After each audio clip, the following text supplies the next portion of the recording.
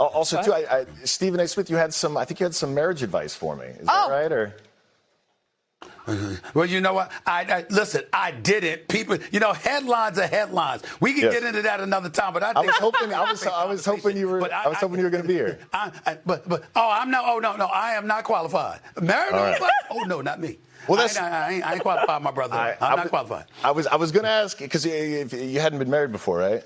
I am married. No, Stephen. Hasn't. No. Okay. Yeah, because I give advice to plenty of founders who want to build billion-dollar companies. And the reason I do that is because I build billion-dollar companies. Yeah. So I generally try to stay in my lane as advice department. Then we'll talk marriage advice later. Apparently, Stephen A. Smith, popped this shit off about Serena at the Super Bowl, saying that she was trying to get her lick back on Drake, which that's what it was.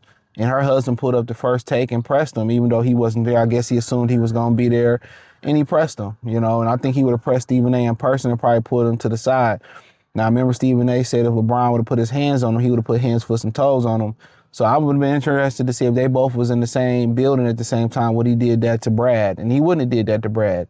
He didn't even respond on this podcast about Serena's Brad pressing him. And like I said before, one thing about raccoons in our community, they have one way to spot them, have a lot of aggression for their own people, right? Same thing, Pookies, Ray Rays, single baby mamas, and all them is raccoons, bro. Yeah, y'all don't look at it that way. All of them is raccoons. You got all that heat for y'all people, but when Brad and Becky come around, they don't have half the heat.